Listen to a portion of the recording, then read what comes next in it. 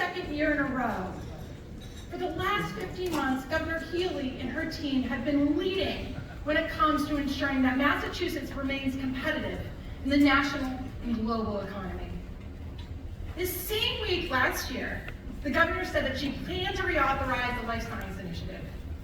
After months of conversation with MassBio and so many of you in this room, in March, she filed her 10-year, $1 billion extension as part of her economic development bill.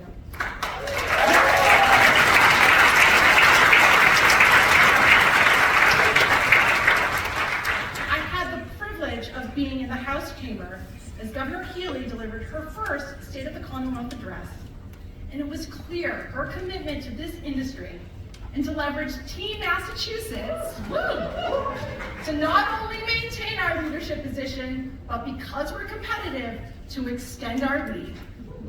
So, Governor, from all of us assembled here, I told the governor, by the way, backstage, that this was our fun party event. Tomorrow's our serious business event. And I said, take that in context, as much of a party as our friends scientists will have, right? But we want to sincerely thank you for sending the clear message that our industry is as strong as ever and will stay strong for the next decade. Governor, it's been a pleasure to work with you, Secretary Howe, and the entire administration. And by the way, it's also been really fun to see women running the show up on Beacon Hill.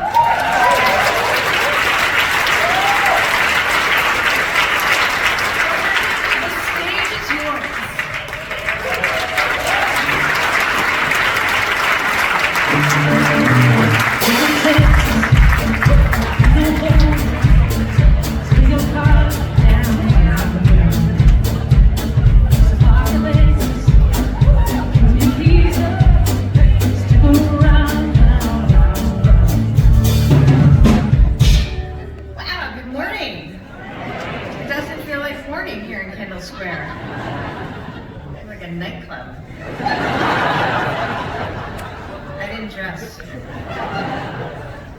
Well, good morning, MassBio, and this is not Texas.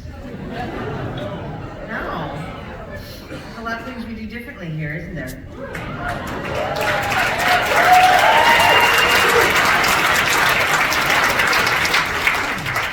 I'm so proud to be here with all of you. We work together. It's been a fast and furious year. Lots happened, a lot got done, and a lot got done working together. And so I just want to begin by thanking Kendall and the great team at MassBio for your continued partnership, collaboration on so many fronts. It's also great to be here today with members of our team, our great Secretary of Economic Development, Yvonne Howe, members of her team. We've got folks across our administration. I was just on the phone with Kate Walsh and Robbie Goldstein at HHS and DPH. You know, a lot of people working together, pulling together to represent this state and to do right with all of you and by all of you. A champion, of course, of ours is our great Congressman, Jake Auchincloss.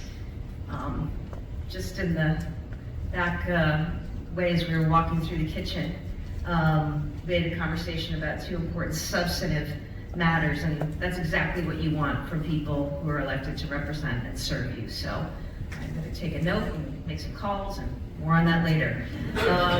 But it's just to say we're really excited to be here today with all of you to celebrate. We are Team Massachusetts, and we are so proud of the fact that Massachusetts is the global epicenter for life sciences. It is.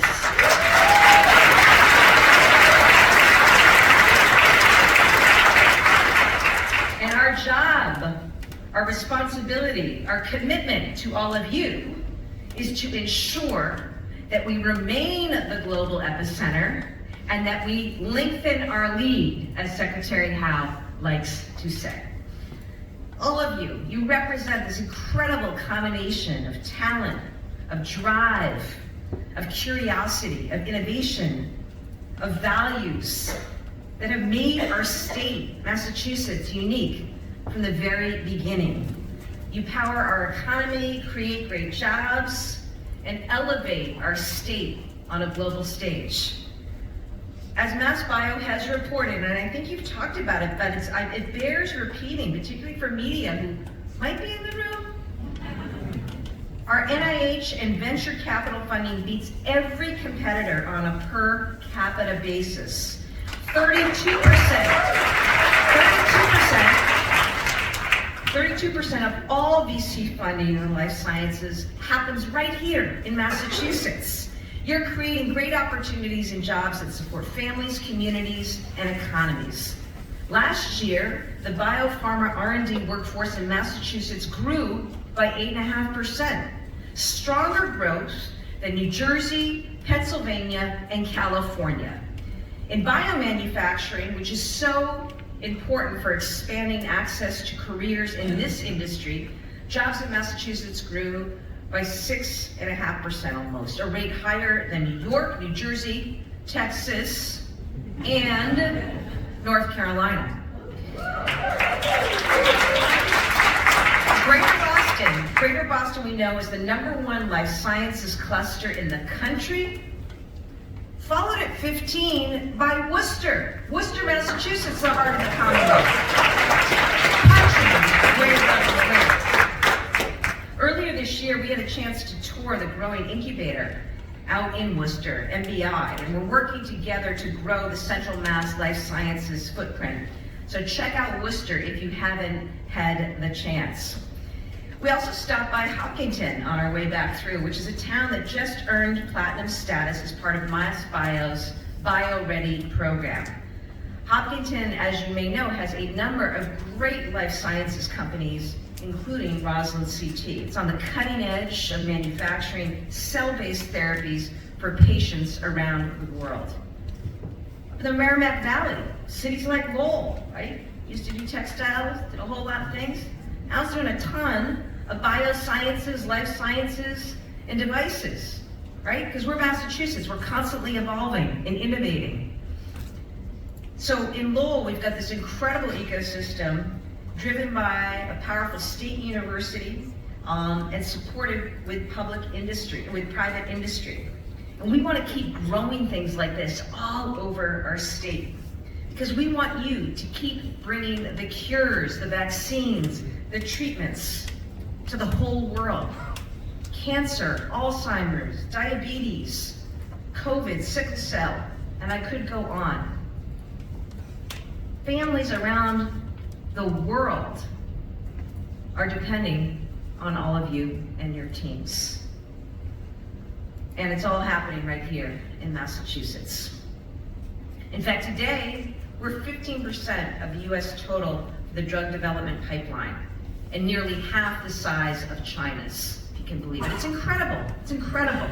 So I mention these things because it always bears repeating about who we are, and also remembering how we got here, because it didn't happen by accident.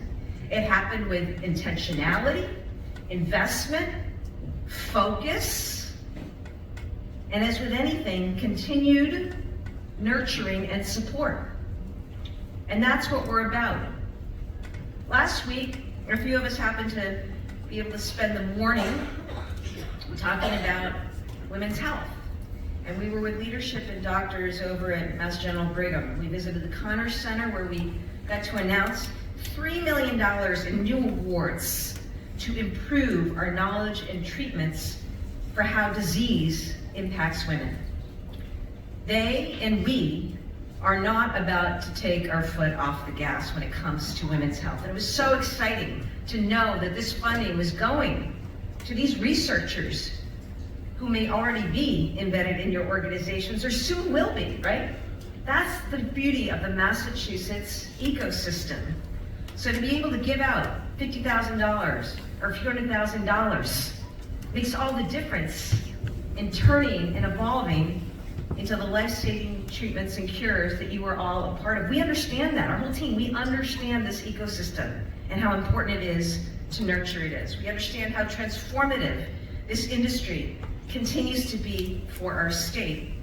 But we are not resting on our laurels. We're not sitting back hoping that you continue to succeed. Instead, we are leaning in, collaborating, and investing. And you know what? We are getting results.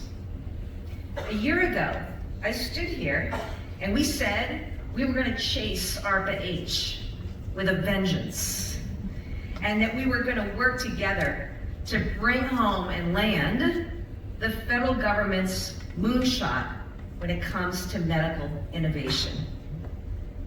The nationwide competition was intense.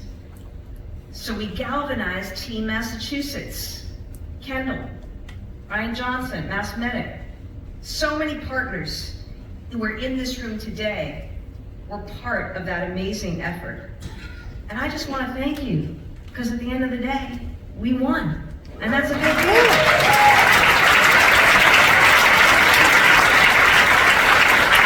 Because when we put our minds together, our talents and energies together, we can deliver and get it done. And now we're the investor catalyst hub for the country, where things are going to get funded and commercialized and turned into medicines and therapies that are saving lives. Already, funding and talent is flowing to Massachusetts. That's why we're absolutely committed to reauthorizing the Life Sciences Initiative for another 10 years.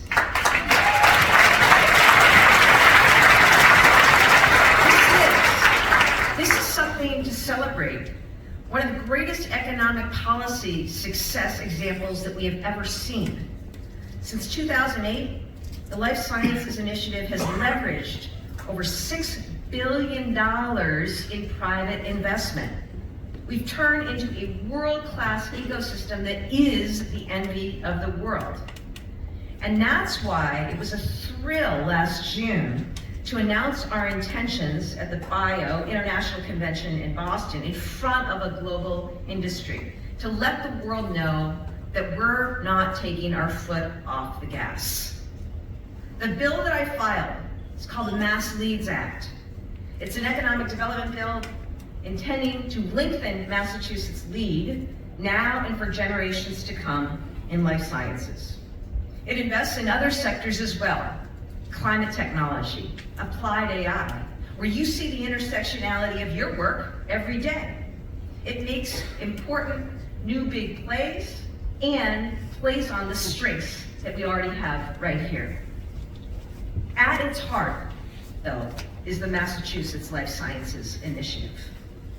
Our plan for the next decade and the next $1 billion is not to just keep things going. We want to meet this moment by competing harder than ever. We want to elevate the work, increase our collaboration, and grow this industry. We have to keep creating an environment that leaves no doubt about where you want to be and where you are going. That means supporting research, supporting innovation and startups. Those hungry founders and entrepreneurs who are trying to buy bench space and cover rent right now and expensive talent for their employees, right? I mean, this is all part of making this go. And that's what's nice about the legislation we filed, because we account for all that. We account for all parts of the ecosystem. We also understand, as you do, that there's a difference between budget expenses and necessary investments that you have to make. So I ask for your help in your advocacy in continuing to preach and talk about the value of investments and what they can yield. And you have to look no further than what this industry has already done over the last many years through intentional investments. Once again, now is our time.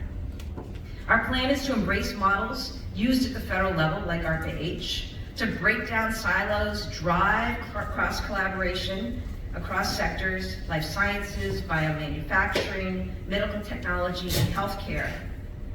Because we know our system is large enough to lead the world, but also, and the cool thing is, nimble enough to innovate, to pilot, to try out new things.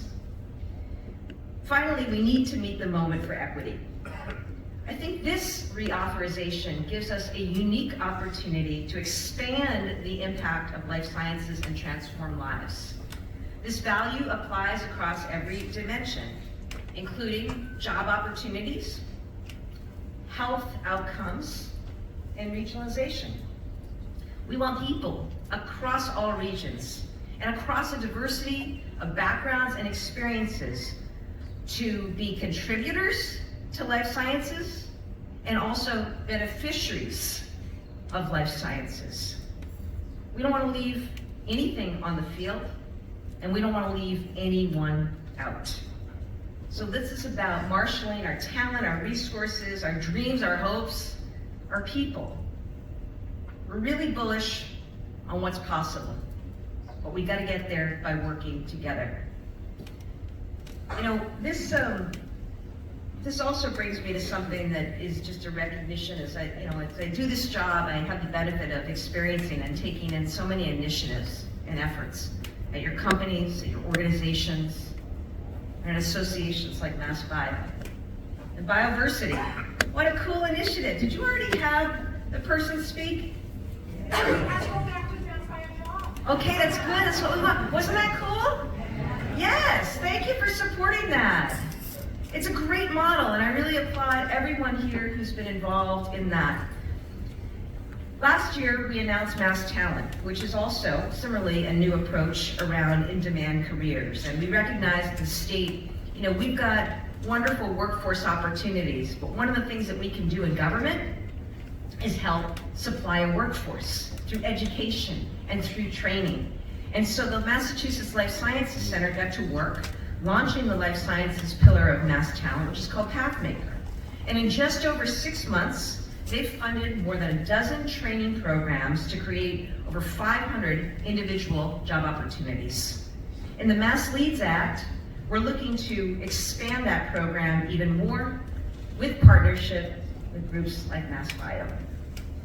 The bottom line is that to lengthen our lead, we need to invest in diverse, skilled workers. That's what you deserve as Massachusetts employers, and that's what working people need in our communities. So we're going to move forward on all fronts, and I'll just say that your work is more important than ever. And we recognize that, we value that, we respect that, and we want to work together to nurture that, to help you make people's lives better, to develop the next big breakthrough that will have a global impact, to train new workers and attract new talent. Your work transforms lives. It's our legacy, it's our identity, and importantly, it is our future. Thank you for choosing Massachusetts. We want you to stay here. We want you to be able to attract talent here. We want you to be able to expand here. There's a lot of components to that. Our partnership with the federal delegation. I'm just so grateful for the work of Congressman Auchincloss and the delegation, because a year ago, we also committed that our state, we were going to set up an Office of Federal Funds. We were going to chase every single dollar out there for housing, transportation, infrastructure.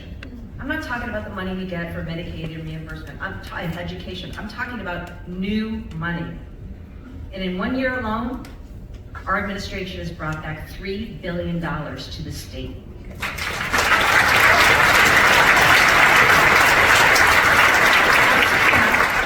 I say that because that's the way we roll, right? We want to take advantage of all opportunities. And so just the other day, we got $5 million to restore cranberry bogs down the South Coast, and another $160 million for solar arrays, which are really important as we transition away from fossil fuels. I just want you to know all of this stuff is related. Our focus, our intense laser focus on housing, on transportation, all of these things that are the seeds to your company's success and your ability to attract and retain talent, we're really, really focused on. So again, thank you for the killer work that you do and your unyielding and unrelenting desire for innovation, for problem solving, for transforming lives. In a time where there's a lot of challenge here and around the world, it is wonderful to be in a room of people who are focused on science, knowledge, innovation, entrepreneurship, growing, building, making things better. I know it's hard work that you do day in and day out, and some things succeed and a lot of things fail along the way. I appreciate that. But know that you are in jobs that are so, so important to who we are, not just as a country, but as a world. And know that you have the full support of our team. Thank you, and thank you so much, Kendall.